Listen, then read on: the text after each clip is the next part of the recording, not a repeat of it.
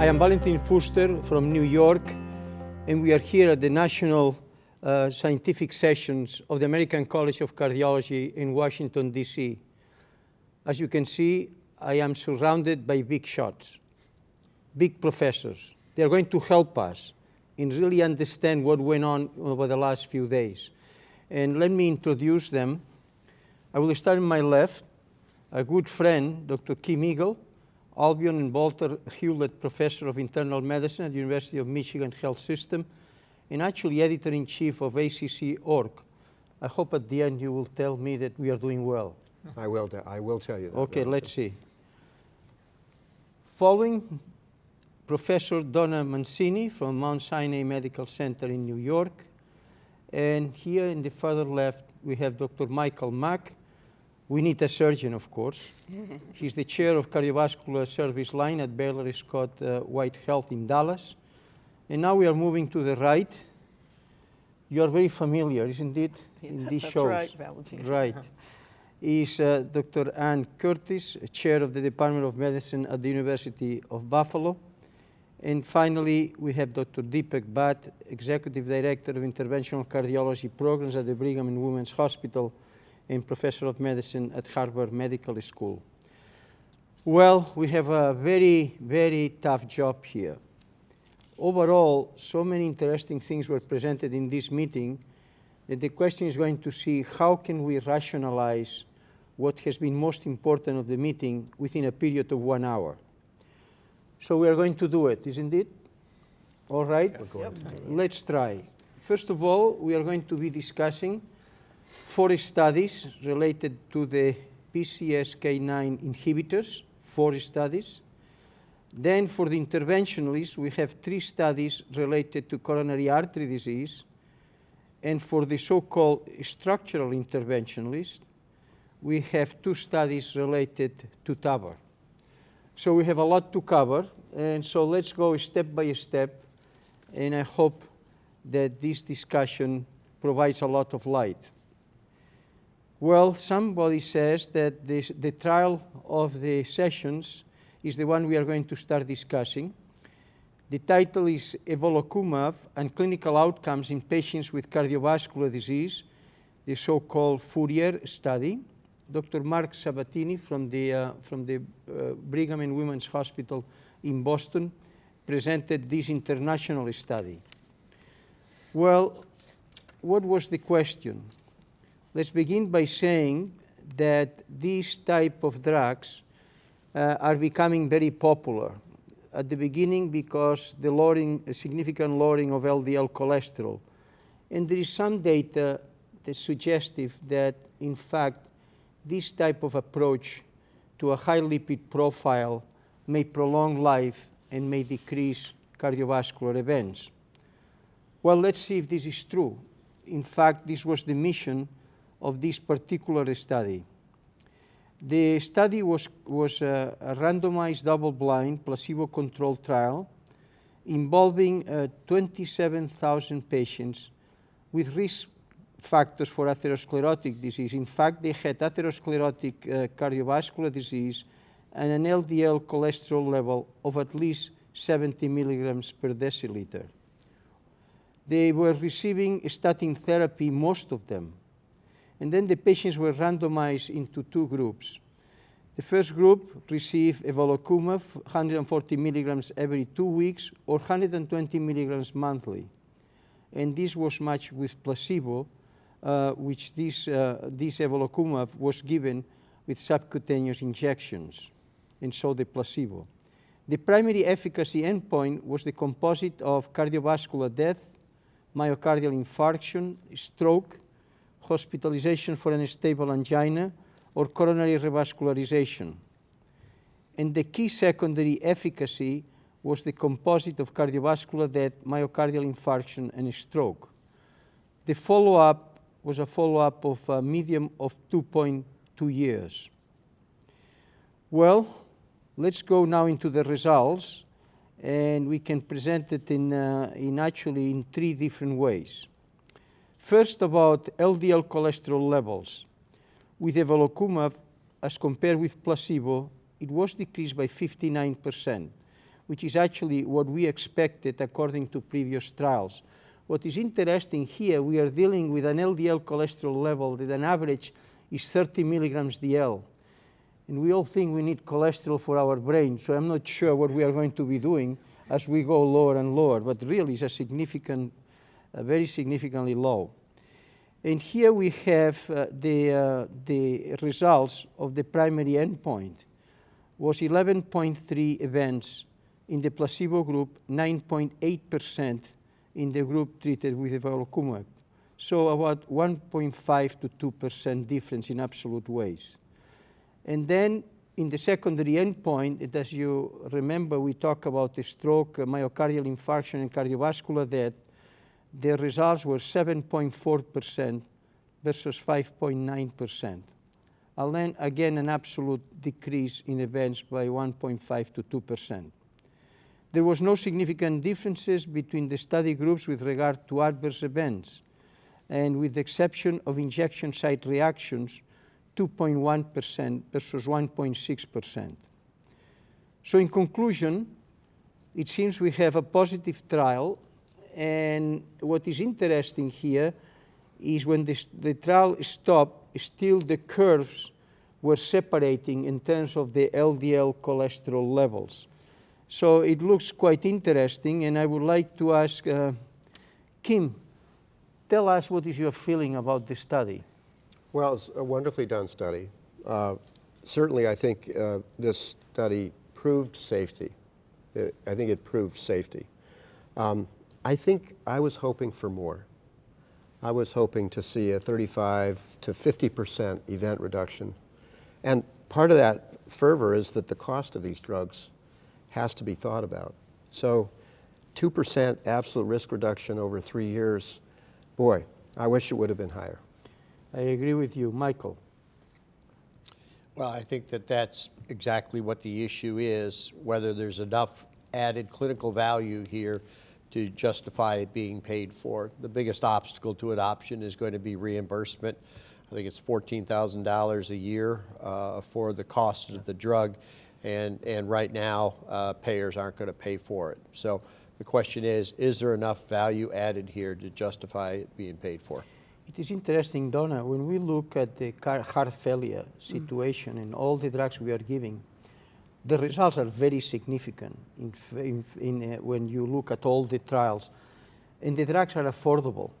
What do you think about this particular study? Because we are really talking about cost here.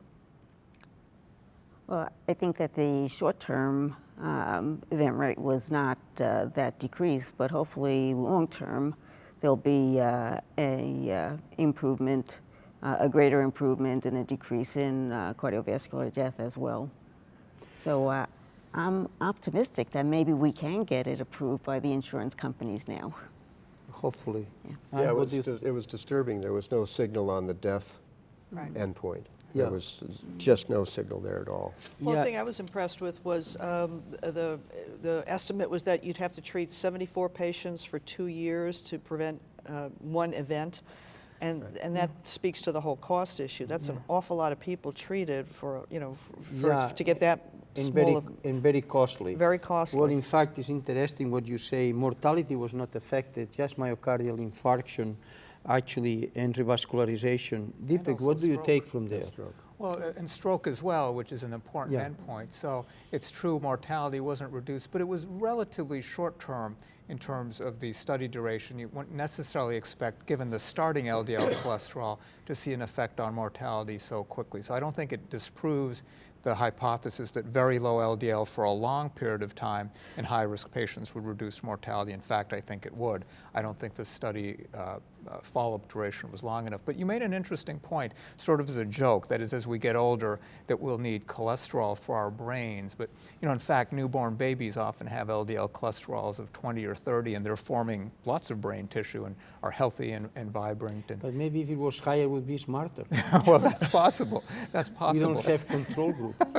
No, it's true, there is no control group. But at least in the natural experiment, including people with genetic polymorphisms that lead to single-digit LDL cholesterol levels, and again, that's not a drug doing it, they seem to be healthy, free of cardiovascular disease, as far as I can tell, reasonably intelligent, able to get pregnant. So they seem to be healthy and vibrant despite a low cholesterol. I think this study shows that pharmacologically achieving low LDL cholesterols, including very low LDL cholesterols, for an average of a couple of years, is pretty safe, and it reduces MI and stroke. So other than the cost issue that I'm not going to dispute, it's a pretty good win, I think. At least you are smart for 2 years.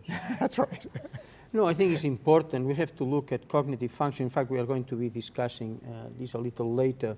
But it seems to me that all of you are in agreement that this is a very, very well carried out study.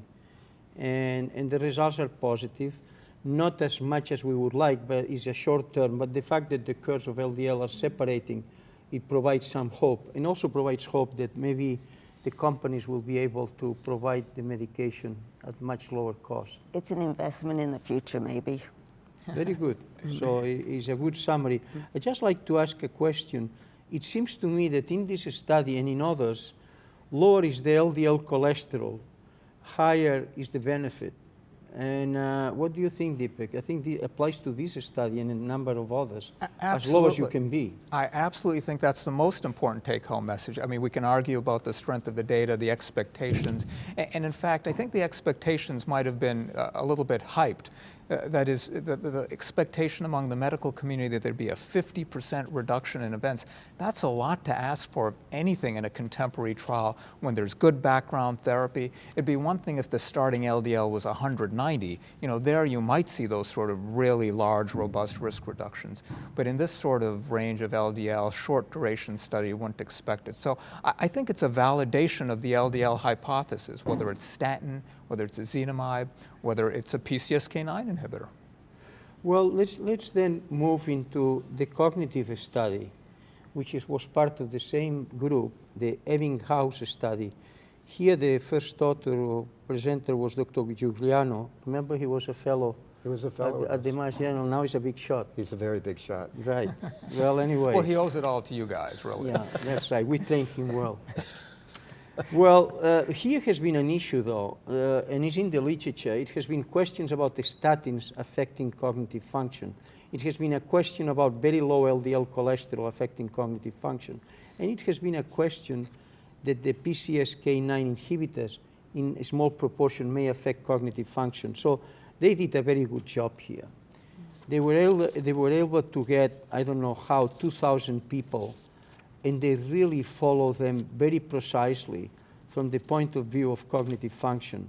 And they use tests that are very well standardized, like the Cambridge Neuropsychological Test, the so-called CANTER, is a very, very well standardized. And actually the results, just to be short, didn't show any significant difference in terms of cognitive function between one group treated with evolocumab and the group treated with placebo. So what do you think, Donna? Are you excited about that fact that at least the brain continues to work? And I'm optimistic that in the future, with the reduction in strokes, that the neurocognitive function in the patients who are treated will probably be better. Tim, do you have any comments? So my only caveat, it was a wonderfully done study. They had 3 different measures of cognitive function, but it wasn't a long study. Yeah, sure. So it was. So if there's an effect over 3 or 4 years, we wouldn't have seen it with Ebbinghaus. There wasn't a signal of worry, and I think it's fine, but I would caution on that one fact. What do you think, Anne? Well, I think we could always, you can continue that kind of research and look longer. You have to start short term someplace. Sure. But no, I think what we see is that there isn't an LDL that's too low that we can see so far, right? Kim mentioned before about the safety aspect of it, that seems to be fine. And so the lower we can get it, the better. And we don't see a signal neurocognitively or anything else that we have to worry about at this point. Okay.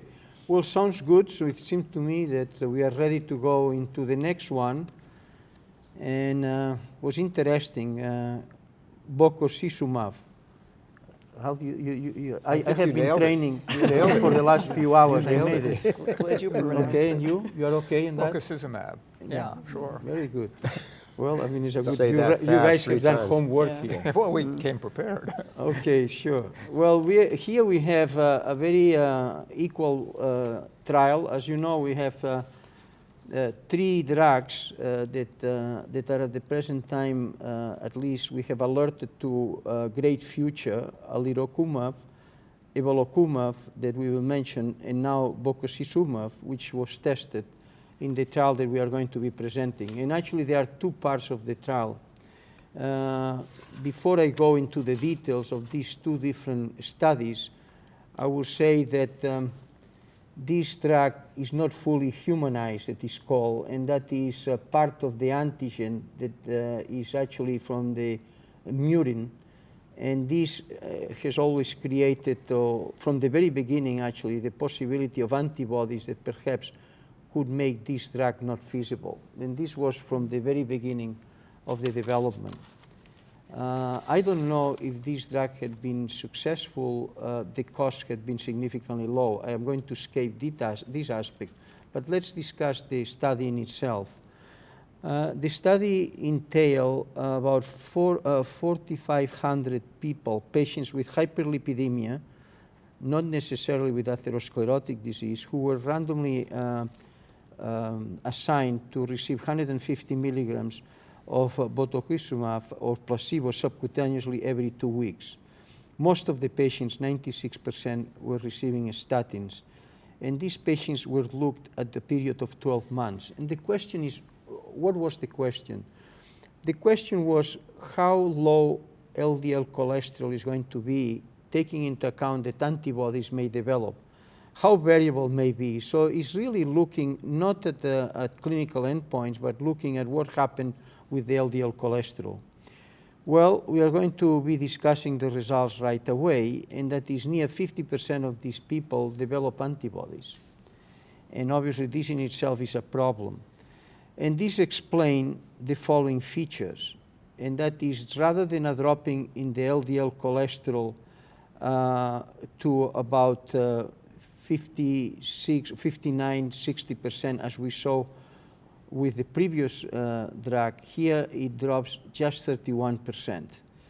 And this is an issue in the group that had anti-drug antibodies. So this is the first problem. The second problem that they found, whether they were with antibodies or not, in both groups there was a great variability in the LDL cholesterol. And finally, over time, it appears that the drop in cholesterol was less and less. So it was not a good just result by the endpoint that they were looking at. Interestingly, measured cardiovascular events were low, 2.5% versus 2.7%, and certainly there was an injection site reaction which was more significant in the group with bococizumab. The story is bad news. The company decided to close the trial. And I want to ask you first, what is your reaction to this? You have been involved in a number of studies that actually this is what happened. What is your opinion before we go into the second part? About the stopping of the trial? In a sense, it wouldn't even matter what I thought, because I think any company would have reacted in the same way, because here's a drug basically showing us that once you've studied one PCSK9 inhibitor, you've studied one PCSK9 inhibitor. That is, a lot of us as physicians like to think of class effects, but clearly you can't do that here with the PCSK9 inhibitors. The other two PCSK9 inhibitors, in fact, approved and in clinical use, don't have this same problem with neutralizing antibodies. A small percentage might develop them. It doesn't seem to affect their efficacy with respect to LDL lowering. Here, there were a lot of neutralizing antibodies, and as you rightly point out, the LDL benefit wanes over time. So in that setting, coming third to market at an expensive price point, no company is going to continue development. So I think they did a reasonable thing. For the sake of science, it might have been interesting to continue the experiment, but given that there are two other drugs that seem to be better, really wouldn't have made sense for them to. Anne, any opinion? No, I agree. I mean, it looked like sort of the death knell there, right? You've got alternatives that work and don't seem to have that attenuation of effect. I mean, I guess I'd still wonder, though, if you studied the other drugs longer, if over a longer period of time, would there be attenuation? We don't know that until you have longer studies. Michael, what is a surgical opinion? Well, I think that the message here is this is why you do randomized trials. you know, we're appropriately in an environment where some of the regulatory hurdles are being relaxed because it's been a barrier to innovation. But I hope they don't get relaxed too much, because if they do, then we won't have the knowledge that we have gained from this. There are a number of negative clinical trials at this meeting, including our own. And we are moving toward post-market surveillance with enhanced registries, which I think is all important. But I think the number of negative trials at this meeting is key. Levosimendan was another one presented this morning. So I think that that's the key message that I take away from this. Okay, actually, everybody congratulated Paul Ritker, who was the principal investigator, I didn't mention this, of the so-called SPIRE trial, because this was a very hard trial to conduct. And he also congratulated all the people who participated in the trial. And I think, and actually, I was chairing the session, it was presented. He went 3 minutes over, but was worth it to recognize the people who really participate in these trials, and all of a sudden, the trials stop. So big congratulations to him. But now comes the second part of the study. This study was absolutely, the drug was off the market already, or possibilities, when they still didn't have the results of the second study. And this is quite fascinating. And this is the so-called SPIRE-1 and SPIRE-2. Basically, here they were going for clinical endpoints. So these are two parallel studies with a number of patients which was pretty high to get obviously the right statistical power, 27,000 patients. The first study I think I mentioned were close to 4,000. So, and these patients were randomized into what they consider two groups. One group was more risky than the other. So I believe in one group was between 70 milligrams DL of LDLs, more than 70 milligrams, but less than 100. And the other group was more than 100 milligrams DL of LDL. So they talk about two different groups. And the question is, they follow these patients for a period of time. In fact, they were about 10 months as an average. And here the results were quite interesting. There was no difference at all in terms of the endpoints, which are the endpoints that we mentioned before. Let me repeat them. In this case, non-fatal myocardial infarction, non-fatal stroke, hospitalization for unstable angina or urgent revascularization, and cardiovascular death. No difference at all between both groups in the less risky group. But in the group that in fact the risk was higher, there was a decrease from 4.1% in the placebo group to 3.3% in the group treated with bococizumab. An absolute difference that is not very striking, but the results were actually significant.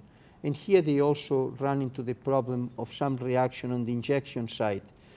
But I think is in a way has to be frustrating when the study is all terminated and then you find that the results are positive in one of the arms. And Kim, what do you take from this? Well, I was fascinated in SPIRE-2. The LDL dropped from 134 to 58, and then it was creeping up during the study. But there was still a hazard ratio of about 0.8 in heart events, even with that drift. So it suggested to me that, that it was going to have an effect, maybe not dissimilar from FOURIER, except for the neutralizing antibodies that basically flushed it from being highly significant. But you agree retrospectively with stopping all of this? Oh yeah, absolutely. No, Yeah. I don't think there's any other way to approach that. Yeah. Donna, you're very optimistic today.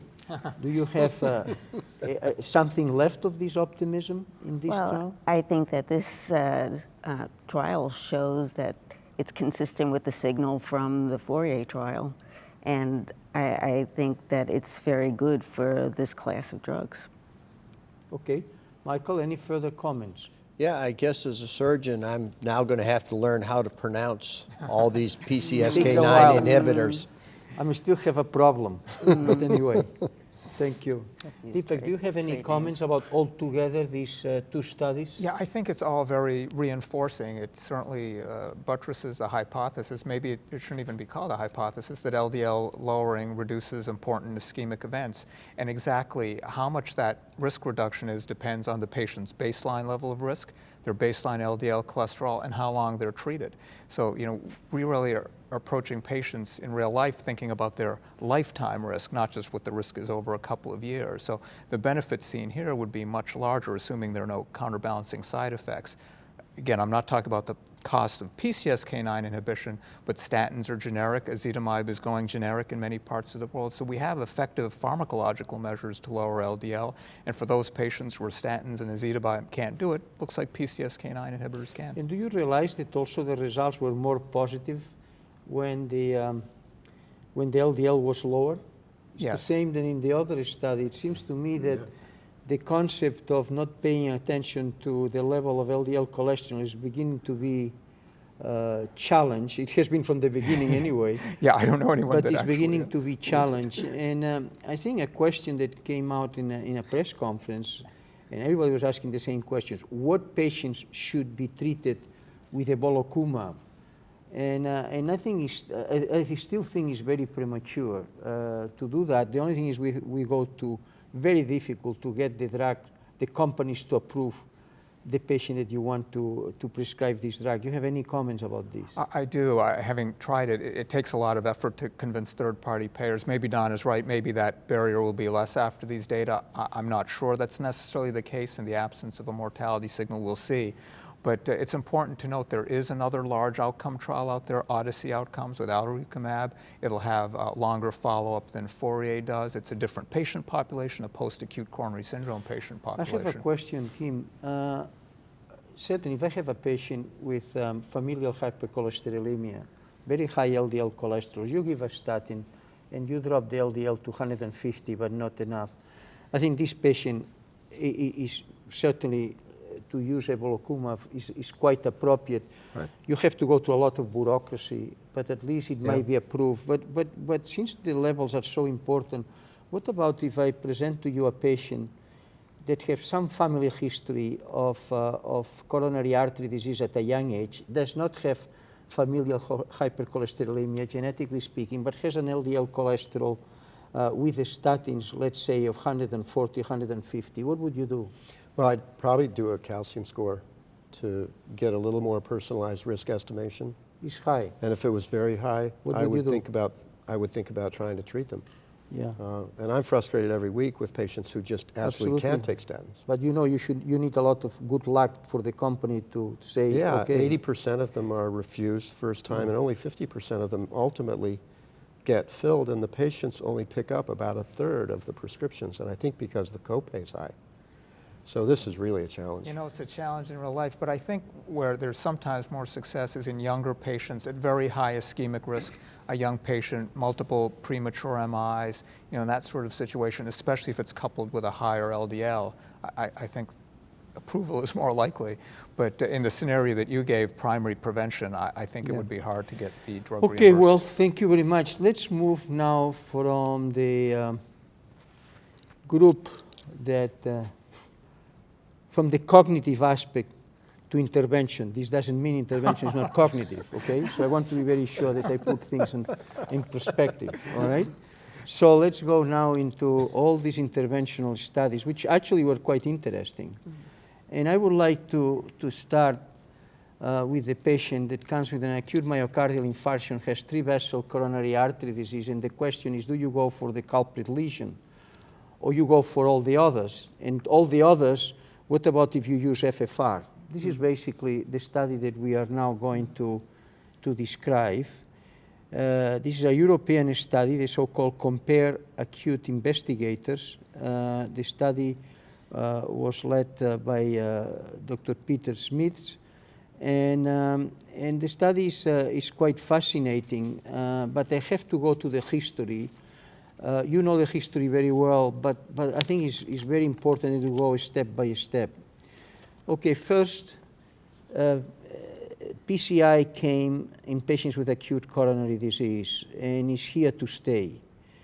but about 50% of these patients have other arteries that are affected by significant disease. And actually, small trials in the past, if I recall, says you have to be conservative, to the point that actually the guidelines did not suggest that you should touch any other artery, only the culprit artery. Then what happened is there came 2 randomized trials, which we have discussed before, in which no FFR was actually applied, but suggesting, there were no small trials, suggesting that perhaps we should begin to think in applying the intervention also in arteries that had significantly stenosis, other than the infarct-related artery. And then there is a study, the Dynamic 3 study, I think it was, yes, that actually the randomized patients on FFR guided to the non-infarct lesions versus non-FFR guided. And the study, actually, it was positive for really trying to intervene everything possible according to FFR. If I recall, and I'm not entirely sure, in the NAMI, the patients had 2-stage approach, not necessarily the other arteries were done at the same time that the culprit artery was open. Here we are now to describe a study in which it's all done at the same time. It's important to see the differences. And let's go for it. And this is, as I mentioned, the COMPARE-ACUTE investigators study.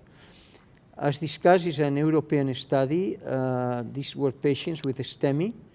There were 885 patients who actually have multivessel disease, and actually all underwent the primary PCI of the infarct-related artery. And then the study, the patients were randomized into FFR in half of them, and not in half, the ratio was 1:2. 295 underwent FFR, and 590, actually they underwent FFR, but nobody acted on, which is quite fascinating. I thought it was quite appropriate, actually. The primary endpoint was a composite of death from any cause, non-fatal myocardial infarction, revascularization, and cerebrovascular events at 12 months. Well, let's see what happened. Actually, I must say the results are striking in one way and not in another, and we are going to discuss this in detail. What the rate of incidence of events was actually 21% in the group that only had the culprit lesion intervene, while 8% in the group that had everything intervene according to FFR. There was no difference in mortality in terms of death, very low actually, 1.4% versus 1.7%. And there was very little difference in myocardial infarction, 2.4% versus 4.7%, but a significant difference, which is really the bulk of the study, in revascularization, 6.1% versus 17.5%. In other words, of all these endpoints, the one that really made the difference was the one on revascularization. So I think I already summarized the study. It seems that it didn't lead to significant side effects that could say to you, be careful. And the study was positive, at least in terms of revascularization. And Mike, are you surprised by all of this? No, not really. I've been a believer in FFR for a long time, and it's taken a lot longer to adopt it than I ever would have thought. It makes sense to me. I think that we're always criticized coronary bypass surgery and saphenous vein graft occlusion. I think a lot of it is we have bypassed non-significant lesions that if we had done FFR, we wouldn't have bypassed those. So I am a believer in FFR. I'm hopeful that this study will increase the adoption and the use of that so that we can make what I view as more rational decisions for it. The problem with it, as I see, is it doesn't address the vulnerable plaque. And so, but I think that these results are somewhat comforting. We also, our practice is also to only adopt or only treat the culprit lesion at the time of the acute MI. When you say the vulnerable plaque is not, the vulnerable plaque is intervened. Yes, but I mean other vulnerable plaque Yeah, in who other knows vessels. where they are though? Huh? Who knows where they are? If Well, you believe you can but find the problem them, is if you are put a really, bypass in, you've taken care of them no matter what. I mean, that's the Okay, theoretical that's a potential different- advantage. I have a question for you, it's a technical question. Sure. When we have an MI, we think there is the microvasculature is affected by lots of debris, stuff, and so forth. Yes. Do you think, although it's in the culprit lesion, I suspect, but do you think this FFR is not affected? This is a great question, and it's been studied to an extent, not extensively, but to an extent.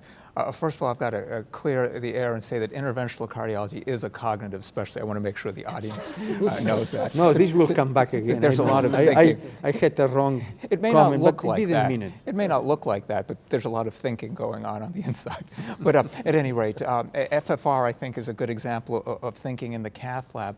And for a culprit lesion in someone that had a STEMI, first of all, there's no reason to do an FFR other than for research. But if one did an FFR, exactly what you said is at play because of that distal embolization that would have occurred, because the microvasculature is impaired, because the tissue is edematous and necrotic. The FFR could be falsely elevated. That is a 90% culprit STEMI lesion. The FFR comes back 0.82.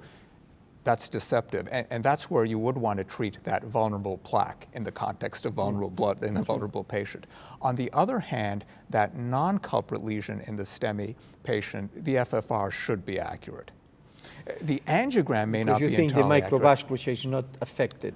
Yes, because the distribution of that Yeah, I artery understand shouldn't it. really be affected by the understand infarct. it. It could get a little bit more complex if there's collateral flow and so forth, but in general, a very abnormal FFR in the non-culprit lesions, you can take it to the bank. It's accurate. And what do you take? Is interesting, mortality was not affected, myocardial infarction was not affected, really, or at least significant, really is a revascularization issue. Yeah, What do you think you will do with your patients in the future in view of this? Well, I mean, what it really comes down to is what it showed is that if you revascularize now, you don't have to revascularize as often later. Is that really such a surprising result, right? That it would come out like that. I wonder in the community how much, mention FFR, how much people really would do that. And that when they get out there, they'll say, I fixed the culprit lesion, I see 2 or 3 other ones. I know what this study showed, I don't need the FFR, I'm just going to go ahead and put stents and everything. That may be taking it a little bit too far, right? Yeah, no, that Or may maybe not. definitely happen in the community. No, Donna, what do you definitely- think? I think the study showed that it's safe to measure FFR during the time of an acute MI. And good point. Yeah, I mean, taking longer, giving them a vasodilator, it takes time, but there's no doubt that it appears to be safe, and unplanned revascularization is affected by it. And so I think it's an impressive study. Okay, since you are so enthusiastic about FFR, let's shake it up with the next 2 studies. Okay? Let's see. do it. The next 2 studies are quite fascinating. They are actually using a different technology than FFR, and they look for non-inferiority. And let's begin with the first one. Is the so-called SWEDEHEART investigators with Dr. Goldberg, who presented from the Lund University in Sweden. The Swedish have a fantastic registry, and obviously this is part of it.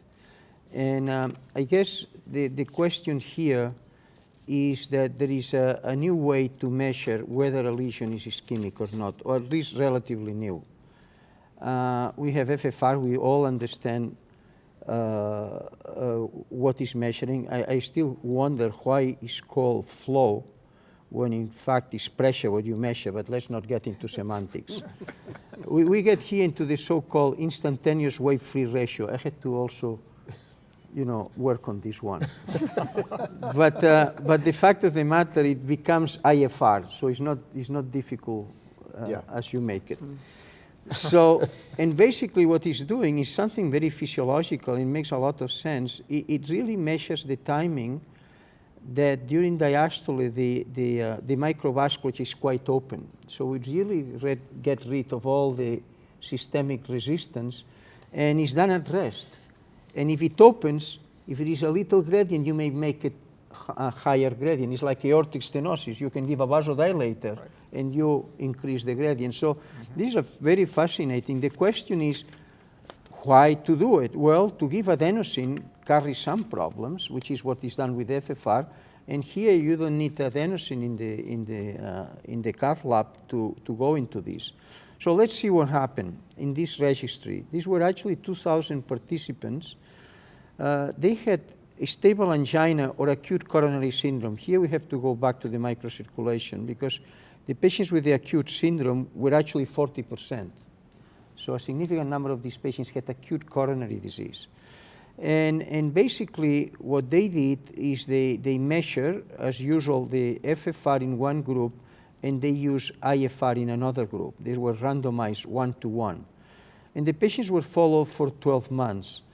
And what are the questions that they ask? Actually, they look at the composite endpoint of death from any cause, non-fatal myocardial infarction, or unplanned revascularization. And actually, the results were very similar. In terms of the endpoint, 6.7% in one group, in the IFR group, and 6.1% in the other. There was no difference. The rates of myocardial infarction, target lesion revascularization, and stent thrombosis did not differ between both groups. Actually, the main difference was in the discomfort, either chest pain or shortness of breath on patients that were receiving the adenosine. This was actually the difference.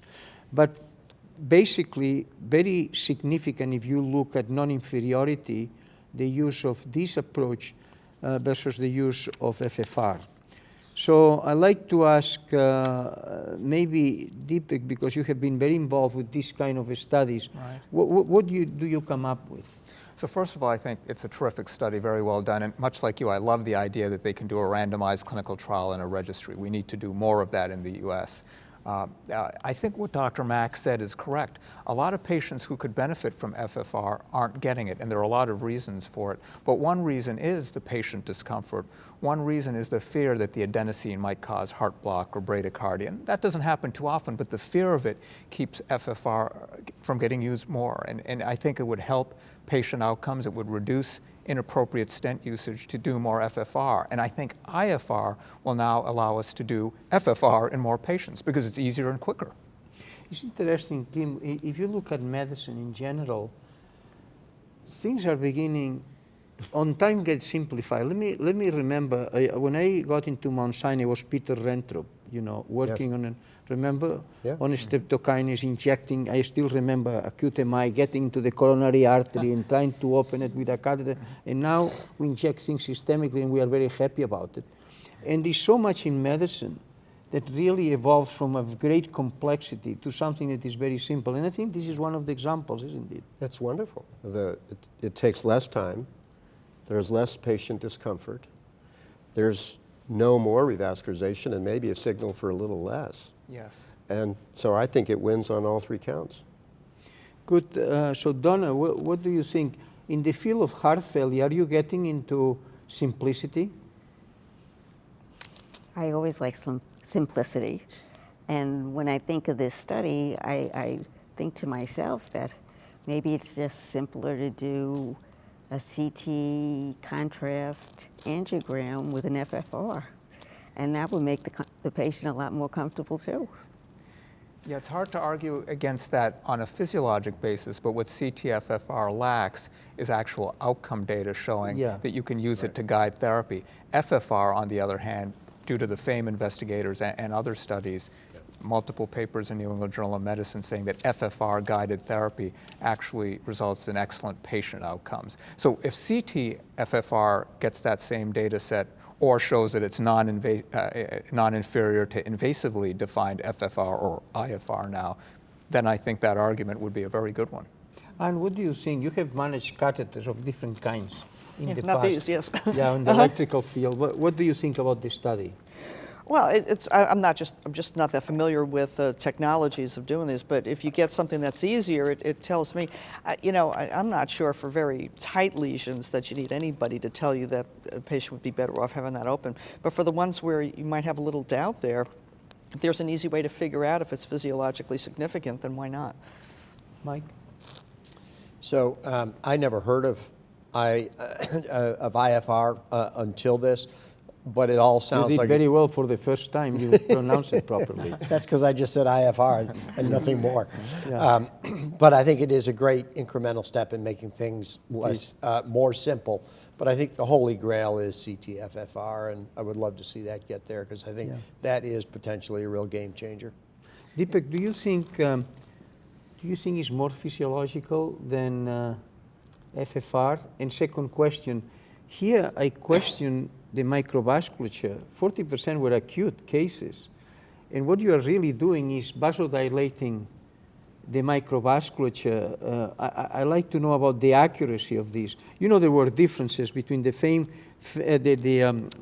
FFR found lesions that actually were more severe than the others. And I wonder if it has something to do non-physiological because the microvasculature. I'm just asking. Yeah, these are great questions. So first of all, your first question, IFR versus FFR, you know, it's non-inferior. So I wouldn't say one is better than the other, but IFR is just simpler and easier and better tolerated by the patient. And actually, you know, some people walked up to me today, they were a little upset. I wrote the accompanying editorial and they were like, well, but FFR, why can't we still use that? And if you really want to, you can. It's non-inferior, so nothing wrong with continuing to use FFR. But one thing about that study, as far as the ACS patients, the end-STEMI patients that were included, the culprit lesion was treated as we would right now. So hazy 70% circ lesion, presumed culprit, it just got stented. It was the non-culprit ones that got the FFR. And they're probably, unless you got the culprit lesion wrong, which sometimes happens in end-STEMI, probably the microvasculature in the other two beds was okay. Well, it's interesting because we have a second paper that is similar. When I read even the title, I said, this is a fraud. This says the same thing. And actually says the same thing with other words. And this is one of the times that you see two studies that are absolutely showing the same data. And other patients. Yeah, well, this is what really made me to feel relaxed about it. Okay, so let's go into this. This study is multi-center. The other was in Sweden. This is a European study, the so-called DEFINE-FLAIR trial. Dr. Davies from Hammersmith in London presented the study, and it's very fascinating. The number of patients is almost similar, over 2,000. The patients had coronary disease, of course. In this case, only 15% had acute coronary disease. The other was actually stable coronary artery disease. And the patients were randomized 1-to-1, as the other now. And we have a death from any cause, myocardial infarction, non-fatal, and unplanned revascularization as the end points. And here, again, from the statistical point of view, they were looking for non-inferiority without going into any further statistical issues. And the results were practically the same. At 1 year, the primary endpoint, 6.8% versus 7%, almost equal than the other. The risk of each component of the primary endpoints was actually similar, like the other study. And actually, even further, the adverse procedural symptoms and clinical signs almost similar, 30%, the dyspnea and the problem of chest pain, in some cases bronchospasm, in some ventricular arrhythmias, and in the group, in the other group was 3.1%. And that is basically, as in the other study, really the problem is with the FFR and this IFR, there's no difference. And just the side effects are higher as expected in the group treated with adenosine, with the FFR. So, Kim, what is your reaction? You have two similar studies. It's validating that we have two trials. Because I think if you were going to be reticent to try this new technology based on a single trial, now you have two. They're both well done. They're large. They come to the same conclusions. Shorter procedure time, less patient discomfort, excellent outcomes.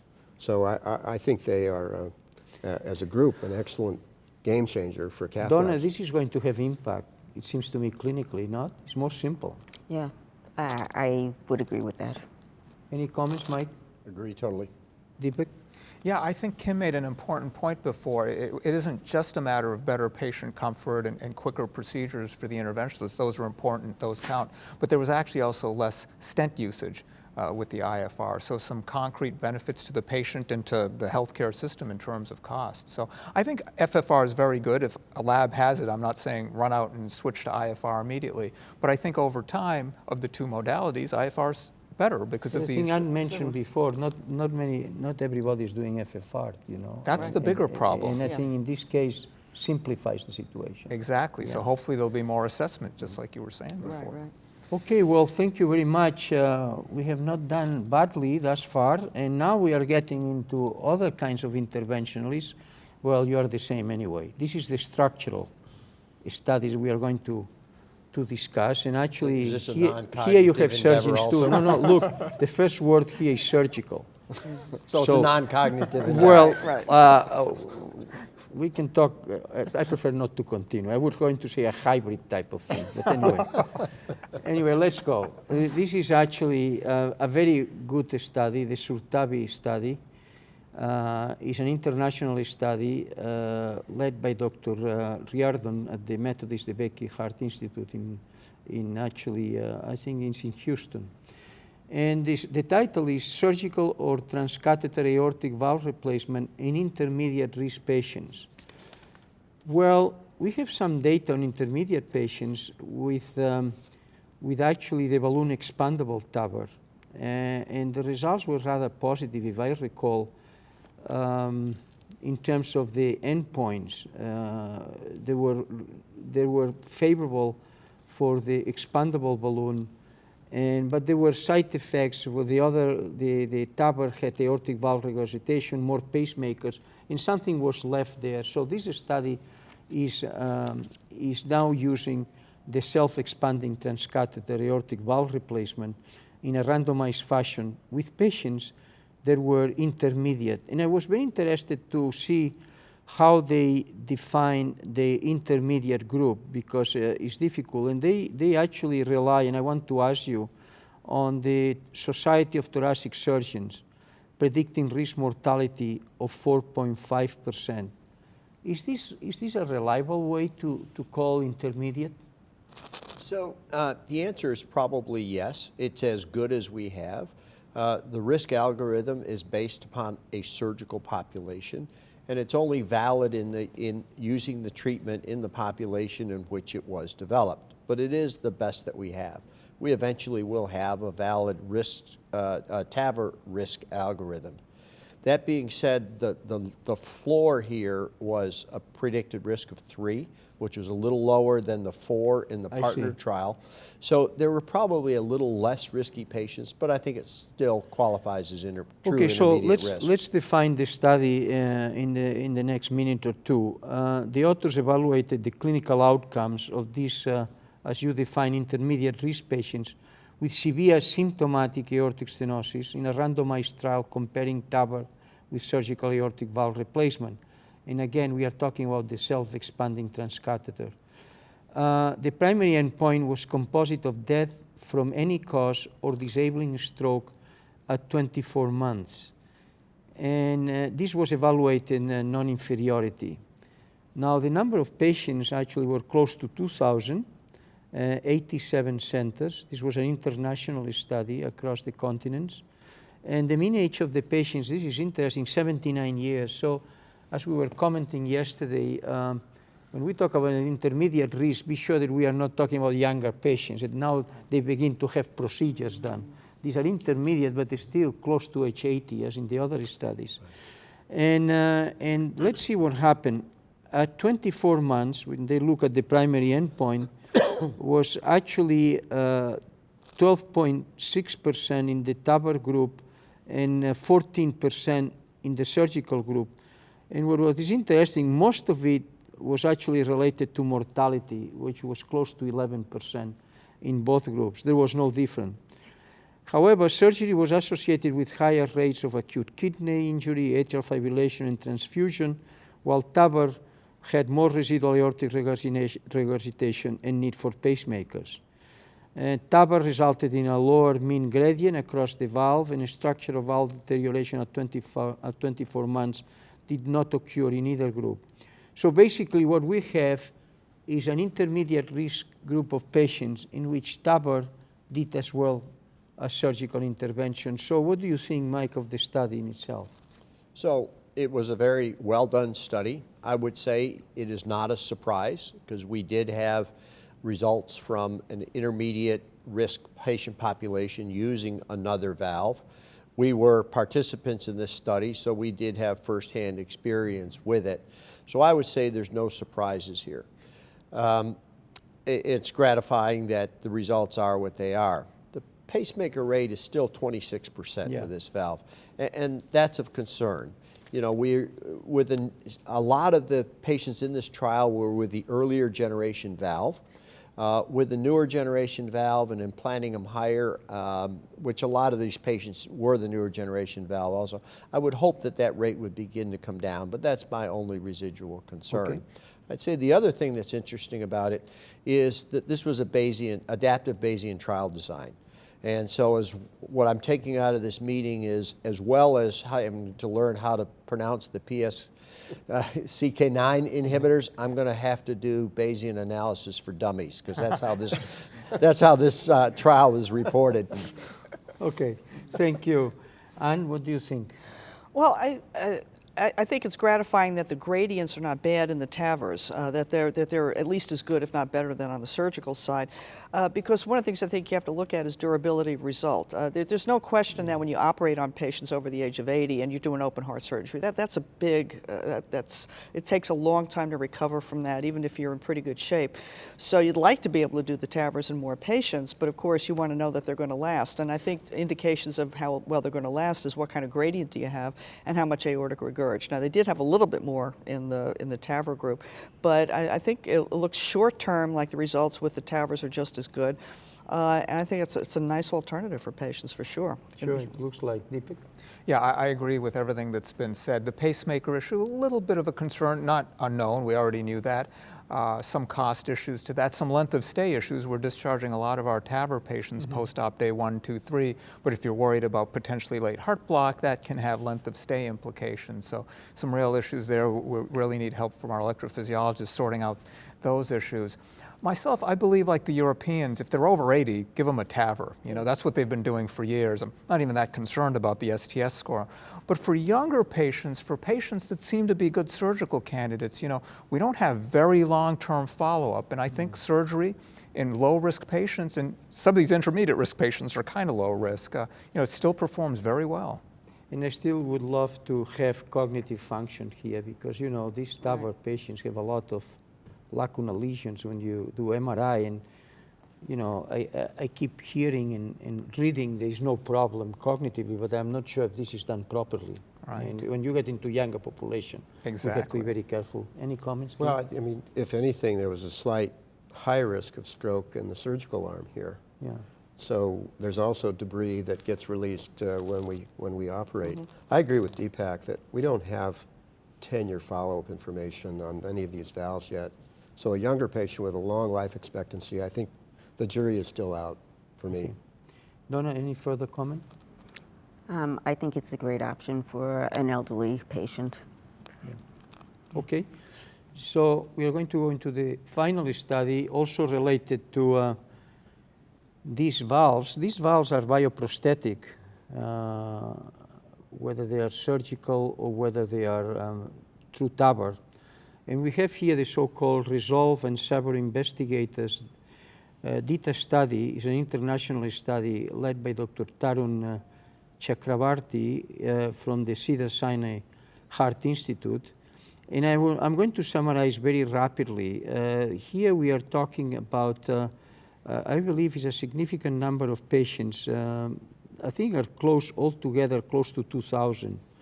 And basically, these patients will look at what happened with, I guess it's CT, they call 4-dimensional CT. And they look at the valve, whether it's restricted, and then if there is a deficit that could suggest that there is a blood clot there. And these patients were followed for a relatively short period of time. And the question is, what happens? Well, they thought there was thrombotic phenomena in about 13% of these patients, which is, is pretty high. And actually, what was interesting, the incidence was actually very much related to anticoagulation. And that is, patients who were on anticoagulants, whether with the new oral anticoagulants or not, they did much better, and they resolved the clots better. And I could go into details, but there is something that was striking to me. There was some relationship with transient ischemic attacks in those who had the valve affected. But I just liked, because we only have a few minutes, to see, is this an issue, you think, Deepak, the problem of thrombosis in these bioprosthetic valves? Sure, so it's an important question. It's a hot topic. I should disclose I'm a co-author on this non-randomized registry-based analysis. So we do need to take it with a grain of salt. So everything here are associations, not proving causality. But in a percentage of patients with these bioprosthetic valves, TAVR or SAVOR, if we do sophisticated imaging, 4D CT, for example, there's this subclinical leaflet thrombosis, and if a patient is started on warfarin or a NOAC, it goes away. And if they're stopped, sometimes it comes back. So, which is a good point, it's a practical point, though, because today we don't know what we are doing with these patients, and now it seems to me we have a lead. Right, and there's at least an association with transient ischemic attack and the composite of TIA and stroke, not significant for stroke alone. But before this being actionable, I think we need randomized trials as are being done. An important message, though, that shouldn't get lost here is that TAVR for the right patients is terrific. This doesn't detract from that, but this just does mean perhaps before we are routinely doing TAVR in 50-year-olds, we really do want to have some longer-term data and sort out whether we do need to anticoagulate a proportion of them or not. Interesting, the surgical patients have much less clots in the valve than the transcatheter patients. Yeah, and there are some issues that you can't definitively say they're less with surgery, but there is that signal there. And you say, well, why could it be less? And I think some of it has to do with the flow patterns in the aortic root. You get loss of sinus flows and backwashing of leaflets when you have a TAVR valve inside a cylinder rather than open sides on a surgical valve. And then the second is, one of the concerns way back at the beginning was the crimping of the valve and the damage of the tissue causing microfractures and perhaps producing a thrombotic state. I think I agree with Deepak. This is not going to change the choice, but what we will do is we're going to have to figure out how to get smarter which patients should be anticoagulated with bioprosthetic valves. Thank you. We're reaching the end, and just a question for each of you. Of everything we have discussed, tell me one thing that you are most impressed that you got from this meeting, okay? Just one, not two. Deepak. I'm going to go with IFR, not necessarily because of the technology itself, but its potential to increase invasive assessment, invasive hemodynamic assessment of ambiguous intermediate lesions. And I think that could lead to more appropriate revascularization. In some cases, it'll be PCI. In some cases, it'll be deferral of PCI. In some cases, it'll be surgery. I think, sometimes in the cath lab, we aren't thinking, and we're just stenting and forgetting what the surgeons have taught us about the importance of completeness of revascularization. Thank you, Anne. I'm actually impressed with the last study, and even though it's a registry and there are more studies that could be done about it, I think there's going to be an increasing push towards anticoagulating patients who are having these valves put in. Thank you. Kim? I guess I'd use FOURIER, that lower is better, the drugs work, they lower risk, they're safe.